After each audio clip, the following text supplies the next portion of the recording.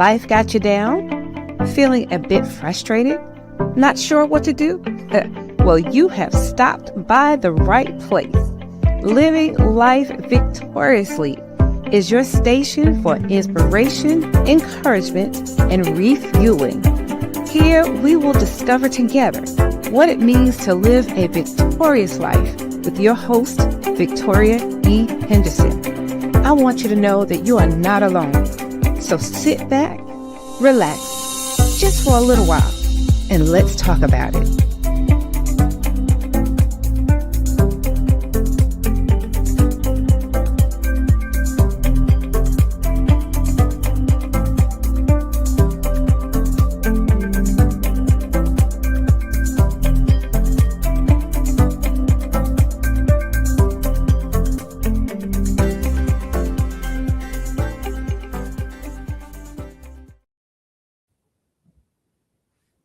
Good evening. Good evening. I don't know what's going on tonight. It seems like there's a little bit of lagging with the internet tonight. But we're gonna try to get through this. Good evening, good evening. Hello, let me send the let me send the live to a few folks and then we'll get started. Good evening, everybody. Oh my goodness. Oh my goodness. How are you? This is my first show of February 2026. Come join in one and all. All right. Listen, that's all I'm going to do. Okay. All right. I'll wait a few minutes for everybody to come in. Just a little bit. Come on in. Come on in. Welcome one, welcome all to Living Life Victoriously. Yes, yes. Happy February. Happy Black History Month. Oh my goodness.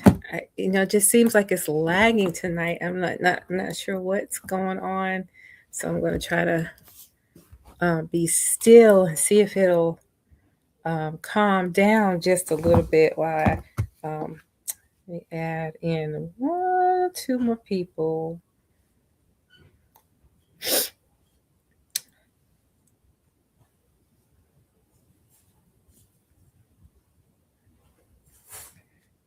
You guys, thank you for your patience. I am not feeling my best tonight, but I said I'm going to come on anyway and just talk for a little bit. All right, let's do this. I am your host, Victoria E. Henderson, and you are on the show, Living Life Victoriously. I like to say here, living life victoriously, that it's not my way, but it's God's way. Let's try to find a way where we can live together, work together on this journey called life. I don't have all the answers, but maybe you do. You may have an answer to a question that I may have, and I may have the answer to the question you have.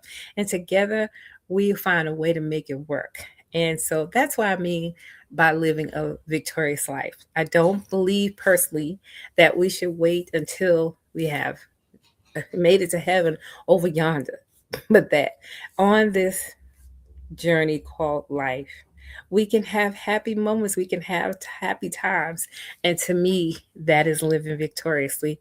Again, I apologize tonight for how the show is looking. It is clearly I'm having internet issues, and if it doesn't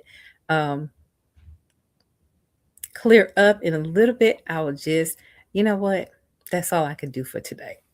But anyway, you're watching Living Life Victoriously on ALH Broadcasting Network's channel. And I am on live on Facebook and live on YouTube on ALH Broadcasting. This broadcast will be repeated this coming Saturday at 6:00 p.m. So if you don't have a chance to catch it, if you're watching the replay, thank you so much for being with us. Good evening, Nikayeta. How are you tonight, darling? I'm glad you made it on. Are you hearing me okay? On my end, it is seeming like it is lagging a little bit. And I'm not sure, it's cold here tonight. I'm not sure what is going on, but it just want to make sure the broadcast is doing all right enough to continue. Have you how has your day been? You good? Just let me know. Yes, good evening. Good evening. Good evening, Paula. How are you tonight? Thank you for being with us. On my end, I'm showing a little bit of a lag, and so I just want to make sure that we're good for tonight.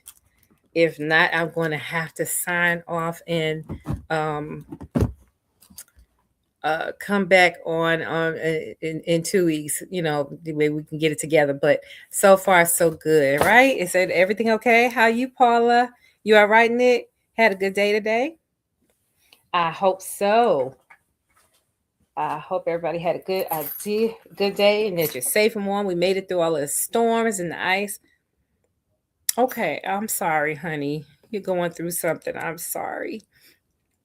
I am I didn't think I was gonna make it on tonight. It just seems that the enemy is trying real hard to stop the broadcast. All of a sudden, my leg is really, really hurting me. My with arthritis, it is just like twanging. And I said, nope, I'm going to go on anyway, and talk for a little while. And if it gets too overwhelming, um, I'll stop. But I wanted to go on and show everybody what sometimes what I go through. It's not always easy for me. But I thought, okay, don't give up, don't give in. Just keep fighting. But I'm hurting.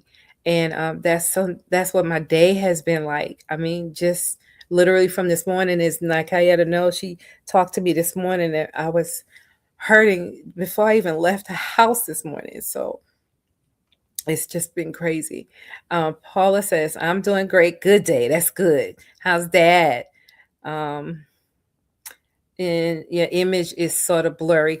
I know my image is a little blurry tonight. I'm not, I don't know. I don't think I'm in a good area tonight, but I'm gonna keep on going. I'm just gonna keep on going. And tonight I wanted to talk about why I go to church. That it just always ask God what I should talk about. Nikki says the pain is real. Yeah, this pain has been real all day today. And I made it home and I laid across the bed for a little while and I started not to come on. But I said, no, nope, nope, nope. I'm gonna keep on. And I'll go to bed afterwards. But for tonight, I'm gonna keep going. Paula says, Dad is good. Thank you for asking. Good. So I'm glad you had a good day. And I'm sorry whatever you're going through, Nick, it's gonna be all right. But okay, let me get into what God gave me to talk about today. In keeping with Black History Month, I've been seeing a lot of Black History posts and sharing stories of Black excellence and Black brilliance and Black innovations and Black sustenance and how we've overcome. But I wanted to make it a little more personal tonight. I was watching a Black History moment in a couple of churches. I did go to church yesterday, and when I came home, I was watching. I watched two different church services, and they were talking about you know moments in Black history and how the Black church has evolved. And I thought to myself, Victoria, all these years, why do you go to church?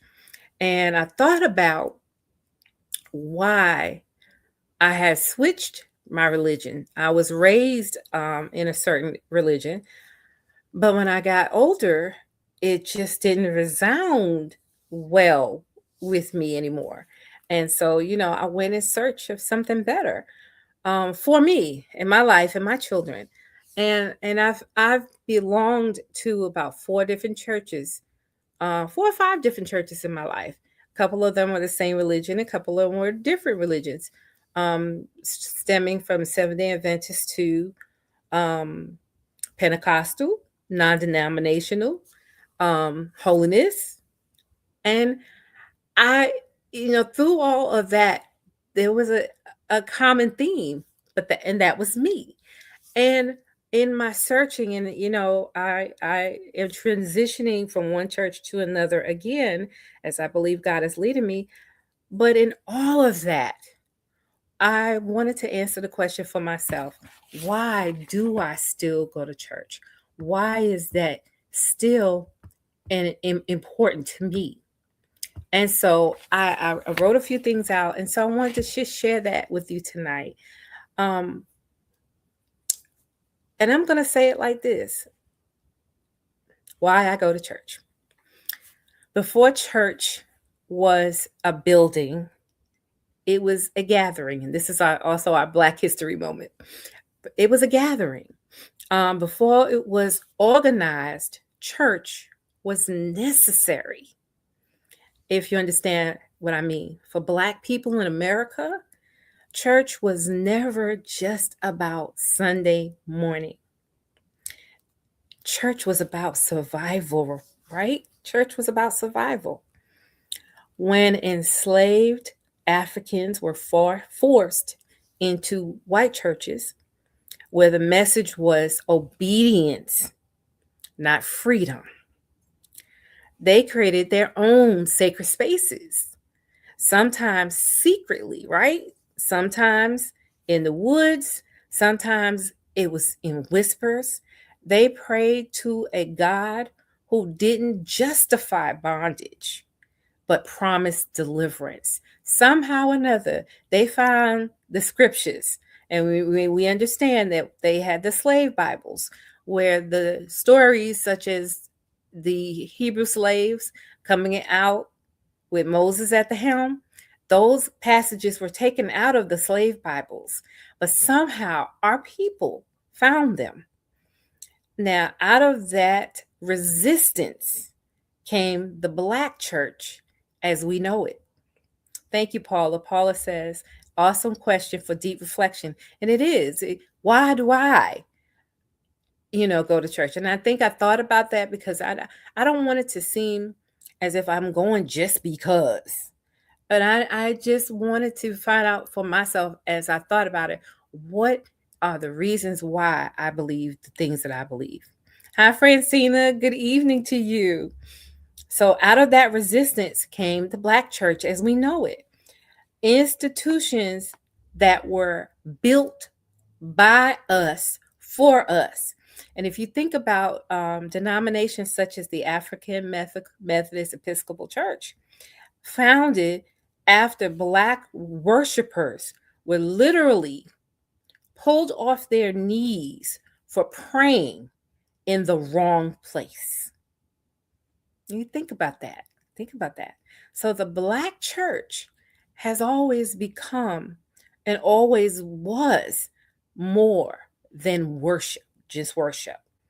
The Black church was a school where education was denied. It was a meeting place when political space was forbidden.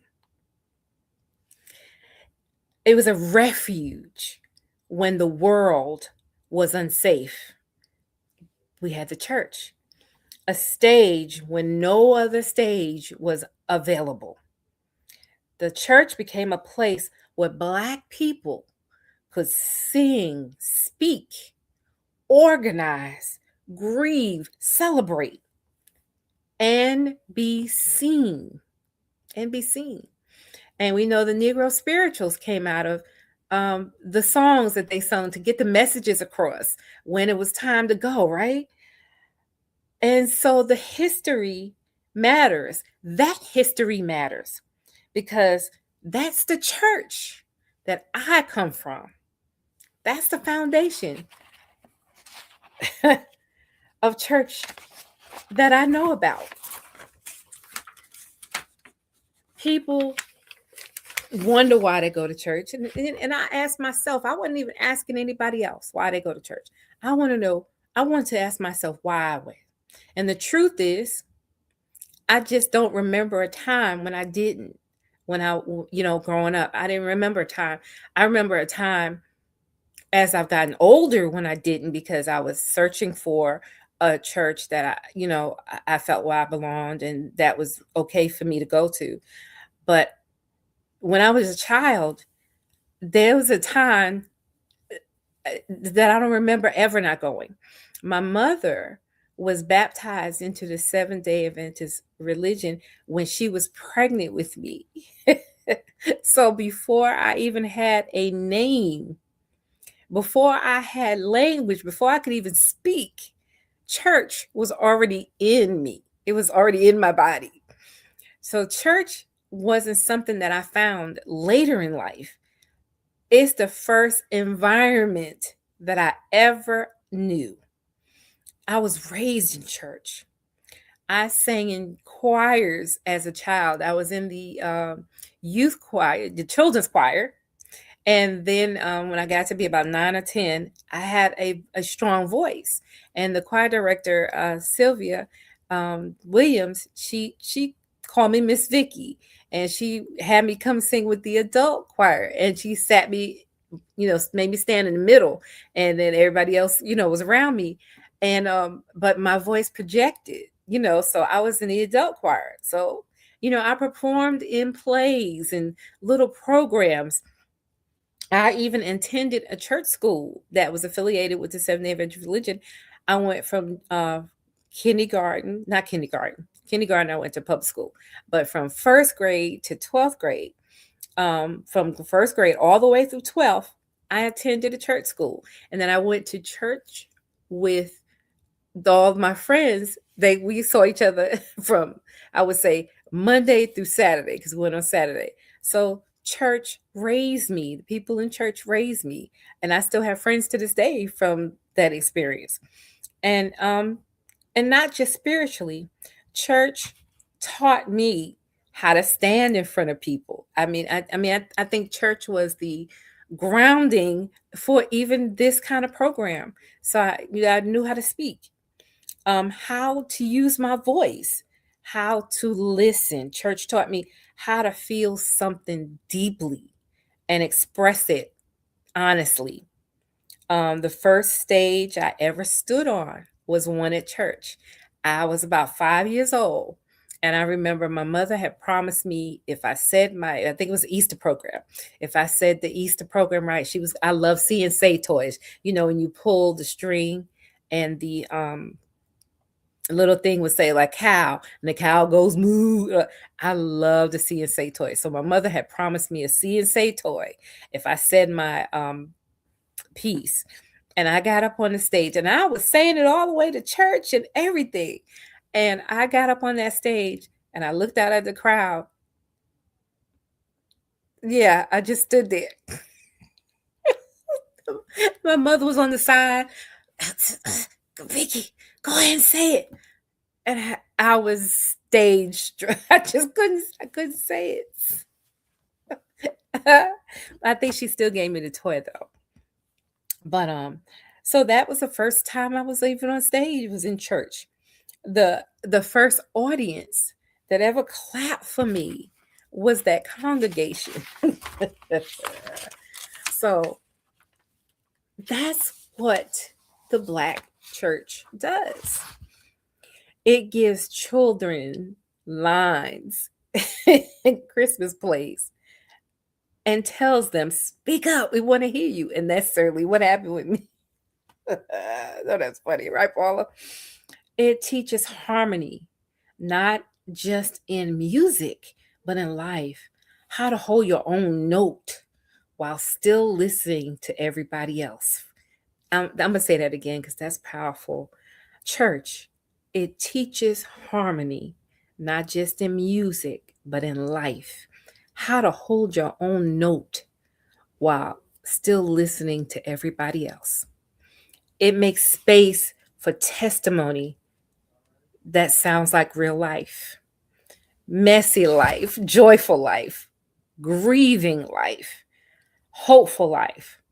So when I say I go to church, what I really mean is I return to the place that helped form me. I go to church because I remember who I was before the world told me who I should be. Yeah, let me say that again. I go because it helps me remember who I was before the world told me who I should be. I go because my voice learned how to live there. I go because faith for me was never abstract, it was practiced out loud. That faith that I had when I go to church, I get to be around people who are like minded, who are struggling. But when we come together, we come to worship. And that corporate worship does something for my heart, my soul, more than worshiping alone. So that's why I go. I saw it yesterday when I went. We had been out of church for a few weeks because of the ice, but I went to Victory at Calvary Covenant Mysteries, and when I got there, just being among people who are not ashamed to raise their hands, who are not ashamed to tell God thank you, who are not afraid to pray out loud and show through tears that we are struggling with something. Those are the reasons why I go to church. And so I don't go to church because I'm perfect. Not at all. I go because church has taught me how to keep showing up anyway. And when I went yesterday, I had my leg wrapped in a brace, and I had my walker. But I was determined that I was going yesterday. I knew I could hurt at home, but I knew I could hurt at church as well. But when I got there, someone helped me. Someone opened the door, and then when church was over, my godson helped me out to the car and put my walker. So that feeling of community, that feeling that I would get help, that help was on the way. That's why I go. And so I go again because church taught me how to keep showing up anyway. And that's my why. That is my why. Hang on. So church isn't just where I worship, church is where I come from. It really is where I come from. And I answered those questions for myself. Wait, hold on. I want to make sure that I didn't miss anything that I wanted to share, And thank you. Y'all, I as I'm transitioning into one place to another, because sometimes I've been kind of beating myself up, like, why can't I just stay put? But at where I was at, I've been there for like 14, 15 years. And it's just, I don't know, it's just something not the same for me anymore. And I've been trying to figure out what it is. And I really can't put my finger on one thing. But I do know this much. It is okay. It is okay to, as you evolve and you find yourself in a different season of your life, it is okay to find a place that fits the season where you are. It's okay. And I don't look at it as church hopping, because I'm not a church hopper. I'm not a person who finds that, okay, somebody did something to me over here, or somebody said something about me, so I'm not going back there anymore. 'Cause I'm not that thin skinned. I'm not that. So it's taken me a while to admit that has been time for me to move on. It's taken me a minute. But in this self-reflection that I have and this journey that I'm on, it really is okay. I just like I'm not in the church that I grew up in. It, it's nothing wrong with that. And so I want to encourage anybody out there that is looking for a place to go.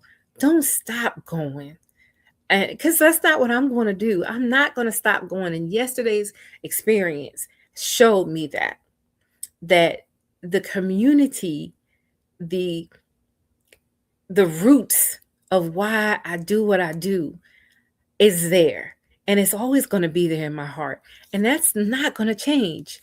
I love God. I love his people. I love being in a community where I can serve, where the talents and gifts that God gave me can be used. And I also believe that church is not just the four walls. Church is tonight. Church is like using this platform that God has blessed me with to be able to encourage somebody else that's giving me just 2.5 seconds of not being able to concentrate on myself and my own pain. That's church for me. It's church without walls.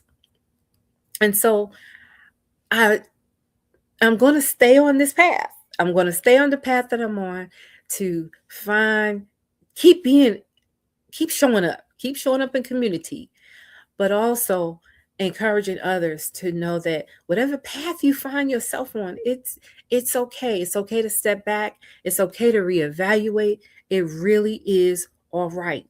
It's all right if the church that you've been going to for 50, 11 years just is not where you find yourself wanting to be. Because I found that for me, if you go into a place and you find yourself going out the door the same way you came in, it's a problem. It's a problem. And so you should listen to your inner voice. But I'm not going to stop going to church. I'm not going to stop searching and seeking.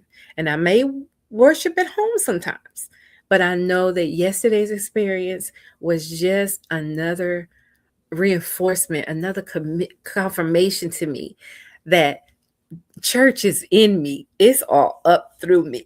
I am a church girl, and that's not going anywhere. And there's nothing wrong with that. There's nothing wrong with that. There's people who say, "Well, I don't. You don't need all that."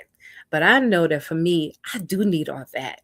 I do need what I got yesterday. And as the sermon was going forth, the sermon was talking about shift. And as I find that every time I go to church, I get what I need. God meets me there.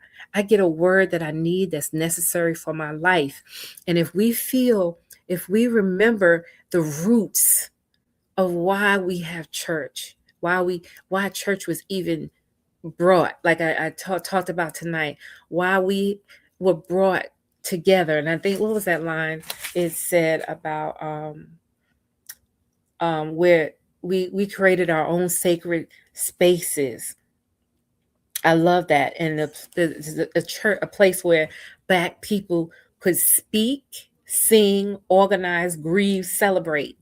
All of that, I found that yesterday, as my heart is hurting about some things that were happening in my life, and I was able to cry and worship. And when I left service yesterday, I actually felt a little lighter. I did. And so I want to challenge you in your own Black history moment. What does church mean to you? Just do some self reflecting. What does it mean to you? Is it just something that we do every Sunday just because? Or that Paula said, yes, we need all of that. Yes, I needed all of that yesterday. I needed the victory. I needed to celebrate. I needed to lift my hands up and tell God, thank you, together, corporately. And I needed to cry. We cried together. Some of us cried together.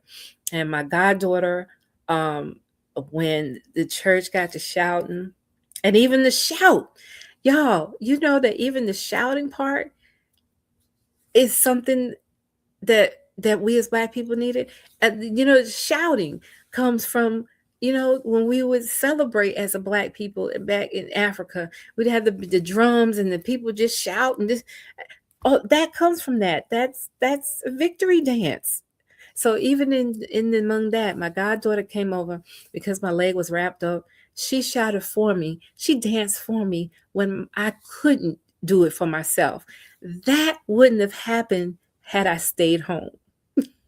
That fellowship that we needed. And I also want to encourage you, sometimes people will do and say things because the devil goes to church too. The enemy of our souls go to church too. And sometimes he comes just to discourage us because something happened as soon as I walked into church yesterday. Um, I was going to go sit someplace and somebody took their cane, and slapped it up on the seat. And I just kind of looked and I said, okay. And I just went and sat someplace else. But had I been in another frame of mind, well, I know I came to worship. I know I came to praise. And I wasn't going to let that deter me from doing it. But had I been a weaker person or, somebody whose mind could easily bother, I'd have walked out and never came back to the church. But nah, I'm not going to let that stop me from getting my praise on. And so I hope that doesn't discourage you. Like when you go to church and somebody may look you up the funny, or you may think they're looking at what you have on or whatever. Don't let that discourage you from your purpose and your goal. And that's why I'm saying reflect on that as we are in this Black History Month, as we thinking about the Black church and thinking about what it has meant in your own life. Let it be a guide for you. Do not let anybody else steal your joy or your praise, because we're not there for people. And I let them tears flow. I'm telling you, by the time I left church, there was not much makeup left, but it was okay. It was okay. And you know how sometimes when you have a very high church service and you need that after church nap. I felt like I needed that nap, but I felt good because I felt like my burdens had been lifted. I felt like God had heard my cry and he lifted the burden that I was feeling on my way to church. And so that is why I go to church. That is my why. Thank you so much, Elder Hunt. I say always encouraging. Thank you for always being real. Oh, thank you so much. And I promise you guys, about 5 minutes before I was getting ready to come on, I started to not come on because I'm telling you, this leg is just doing what it's going to do. But I said, no, I'm going to press on a little bit because there's somebody that needs to hear this. Me, first of all, me first. I needed to hear all of this. I needed to talk about my whys. And I want to encourage you to, as we are in Black History Month, we know Black History is more than just a month. But it's these kind of stories, these kind of connections that we have with our community. I want us to think about, it's not just about Martin Luther King Jr., not just about Rosa Parks. And all those things are wonderful. The March on Washington is just it's not all about that. But I want us to make it personal, make it real. What about our history makes you proud? What is it that we can change in our corner? And for me, this is how I shape my little corner. I encourage you to think about, what is your place in the world? What is it that makes your chin stick up a little higher and you stand a little taller in your Blackness? I am Black history because I'm making it each and every day, and you are too. All right. That is it for tonight, guys. I tell you, I'm not gonna be on you long. Paula says, thank you for the press. It is so encouraging to hear these personal testimonies. Thank you, Paula. And you know what? I just told God that I believe I'll testify. That's a song I used to sing in the choir. I believe I'll testify while I have a chance, because I may not have this chance again. Okay. And this kind of programming that is going to be available on replay, it is my part in the world, my information to the world, my place in the world. I don't know who's going to see this beyond tonight. I thank all of you for being here. But there might be somebody who watches a replay who's not on the live tonight that needed to hear this. And so that is why I still do this. That's why I push. That's why I love what I do, because God has given me these things so that I could use my voice to help others, not only myself, but to help others. And so that's it. That's going to be it tonight, guys. That is all I have. This was my Black History moment. This was my labor of love. And I encourage you to think about your whys. And again, stand a little taller, stand a little, and to know that you are so worthy of it all. Okay. I love you. Thank you for being here tonight on Living Life Victoriously. It is just my privilege and my honor to be able to do this. And join me in 2 weeks. I'm not sure from tonight. I'm not sure if I'm going to have a guest, or I'm not sure if God will just give me another word to drop. But I appreciate you all being here tonight. If you're on here tonight, I really appreciate each and every one of you, because you are my whys. You are my whys. You make it worthwhile for me, and you make it so that I'm just not talking to the air, but I'm talking to real people. Francina, thank you for sharing, being transparent. I love you too. Mwah. I love all of you. Francina, Paula, Andrea, Nakayeta, thank you for being here tonight. Thank you, thank you, thank you. And listen, come back in 2 weeks. And remember, live life out loud, live life on purpose, and live life victoriously. I'll see you in 2 weeks.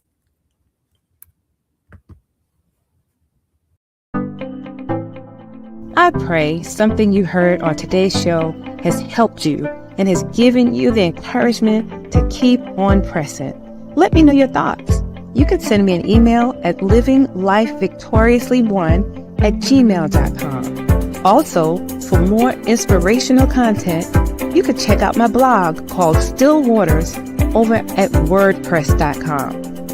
Walk in victory daily and join me the 2nd and 4th Mondays of each month.